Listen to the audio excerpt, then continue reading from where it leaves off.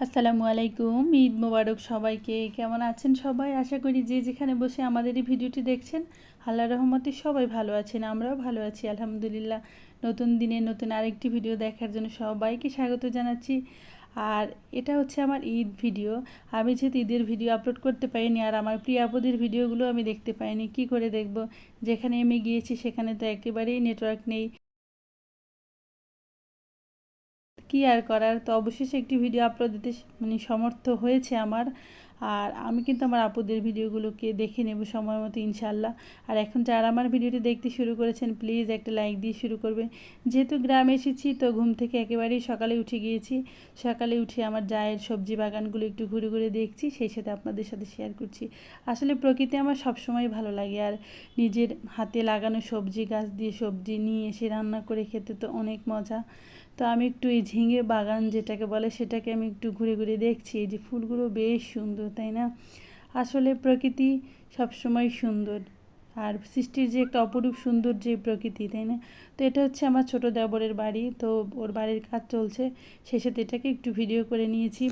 আসলে ওরও সবজি বাগান রয়েছে, তো সেখানেও আছে এই যে কলা গাছ, তারপরে পেঁপে, পটল, বেগুন। আমাদের এদিকটাতে কিন্তু বেশ সবজি হয়, অনেক ছোট গাছে কিন্তু মাশাআল্লাহ বেশ পেঁপে ধরেছে নিচের অংশটাকে। তো আমি একটু একটু করে ভিডিও করেছি। আসলে সবার সামনে ক্যামেরা নিয়ে ঘুরে ঘুরে ভিডিও করাটা ভালো লাগে না, আর যেহেতু আমি এরকম করি ভিডিও করি, এটা কেউ অত জানে না। তো এই জন্য যতটুকু পেরেছি চুপি চুপি আপনাদের সাথে শেয়ার করেছি, আশা করি ভালো লাগবে। আসলে গ্রামের ভিডিও দেখতে সবাই পছন্দ করে, তাই না? তো এই যে আমাদের কুরবানির গরু, আলহামদুলিল্লাহ কুরবানি তো হয়ে গিয়েছে। আল্লাহ জানি সবার কুরবানিকে কবুল করে, আর যার যেরকম সামর্থ্য হয়েছে সে সেভাবেই কুরবানি দিয়েছে। তো এই যে নামাজ শেষে সবাই কুরবানির এই যে গরু কুরবানি করার জন্য সবাই প্রস্তুত। আসলে এই ভিডিওটা আমার দেখতে একেবারেই খারাপ লাগছে, তো আমি এখান থেকে চলে গিয়েছি। আর আমার যাকে বলেছিলাম আজকে সকালে একটু মিষ্টি জিনিস আমি খাবো না, কারণ সবসময় তো মিষ্টি খাওয়া হয়, তো আজকে সকালে ভর্তা ভাত খাবো। তো সে একটু ডাল ভেজে সেগুলোকে এই যে ছোলা খোসা যেটাকে বলে সেটা ছাড়িয়ে নিচ্ছে। তারপরে এই যে দেখতে পাচ্ছেন কাঁঠাল, একদম গাছ পাকা কাঁঠাল যাকে বলে।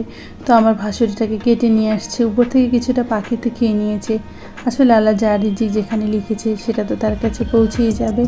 তারপর এই ছাদে কিছু কবুতর পালে, তো আমি কিছু খাবার দিচ্ছি, আর ওগুলো তো আমাকে দেখে একদম ভয় পেয়ে গিয়েছে। আর এই পর্যন্ত যদি আমার সঙ্গে কেউ এসে থাকেন প্লিজ আমার চ্যানেলটাকে সাবস্ক্রাইব করে দেবেন।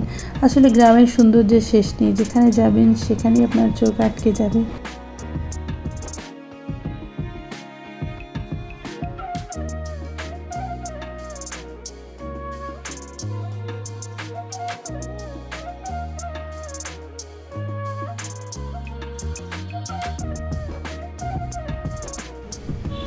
এই যে আমি কাজগুলো মোটামুটি গুছিয়ে নিয়ে আমার এই যে ভাসুরের মেয়ে, সে ভাসুর যে ওনার 2 মেয়ে 1 ছেলে।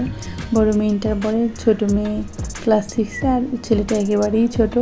তো ভাবি কিন্তু এরই মধ্যে সব কিছু রেডি করেছে, ডিম ভাজি, ডাল ভর্তা, কাঁঠালের বিচি ভর্তা, চিংড়ি মাছ ভর্তা। তার সাথে সে একটু দইও বানিয়েছিল, খুব সুন্দর হয়েছে দধিটা। আর ভাত খেতে কিন্তু আমার অনেক ভালো লাগে, গ্রামের এই যে ক্ষেতের ধানের চালের যে ভাত। আর ভিডিও দেখতে দেখতে আমার সঙ্গে যদি এ পর্যন্ত কেউ এসে থাকেন তাহলে প্লিজ আমার চ্যানেলটিকে সাবস্ক্রাইব করে দেবেন। তো আমি কিন্তু 1 প্লেট ভাত নিয়ে বসেছি, আমার কিন্তু খুবই মজা লাগছে সকালবেলা আজকে। একদম মিষ্টি আসলে সকাল সকাল খেতে ভালো লাগে না, এই জন্য। তো এরই মাঝে আলহামদুলিল্লাহ কুরবানি হয়ে গিয়েছে, কিছু মাংস পাঠিয়ে দিয়েছে রান্না করার জন্য। তো ওই মেয়ে রান্না করে নিচ্ছে, আর আমার মেহেরিনের বাবা যাচ্ছে। আসলে তারা কিন্তু তেমন কাজ করছে না, তো মেয়েকে ছেড়ে দিয়েছে যে তুমি মাটিতে একটু হাঁটাহাঁটি করো, কখনো তো করোনি। তো মেয়ে কাকে জানি ঢিল ছোড়া দেখেছে গাছে, তো এখন সেটা শিখে গেছে যে সে ঢিল ছুটতেছে, বলতেছে আম পারবো। আসলে বাচ্চারা যা দেখে সেটাই শেখে, তাই না? তো এই যে আমার মেয়ে খুব আনন্দ পাচ্ছে, আমারও বেশ ভালো লাগছে। আর যে স্কুলটা দেখতে পাচ্ছেন এটা কিন্তু আমার হাজব্যান্ড মেহেরিনের বাবা এখানেই পড়াশোনা করেছে ছোটোবেলায়। তো সবাই মাংস কাটাকাটি করছে, আমি একটু ভিডিও করছি। তো ওরা ভাবছে যে এটা আবার কি, আসলে সবাই তো এগুলো বোঝে না আর সবাই জানেও না, এই জন্য। তো ওনারা ওনাদের মতো করে কাটাকাটি করছে, আর ভিডিও করতে দেখে একটু হাসাহাসিও করছে। তো সব কিছু মিলেই ঈদ আলহামদুলিল্লাহ ভালো কেটেছে, আর ছুটি ছিল অল্প কিছু দিনের। তো এখানে এসে সবার সাথে তো একটু দেখা করতে হবে, সব আপনজন প্রিয়জন প্রতীক্ষায় ছিল। তাই তো আমার যা আবার মাংসগুলোকে মেপে যাকে যাকে দেওয়ার সেই কাজগুলো করে নিচ্ছে।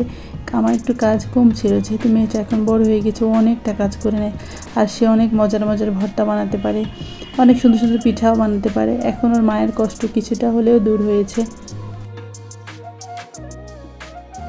তারপরে যে গ্রামের ঐতিহ্যবাহী খাবার রুটি পিঠা, মানে এটা তো লাগবেই। কুরবানি ঈদের সময় তো একেবারেই 100% মানে প্রয়োজন দরকার সবার। তো বানাতে তো অনেক কষ্ট হয়, খেতে তো মজা। সবাই মিলে আমার যা, আমি, ওর মেয়ে সবাই মিলেই বানাচ্ছি যাতে তাড়াতাড়ি হয়ে যায় আসলে।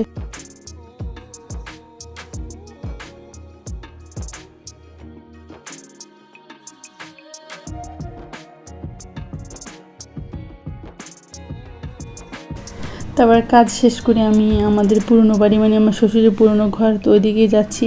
এই যে মসজিদ, তারপরে এই যে ওনাদের পুরনো বাড়ি, এটা আমার শ্বশুরের তৈরি করা ঘর।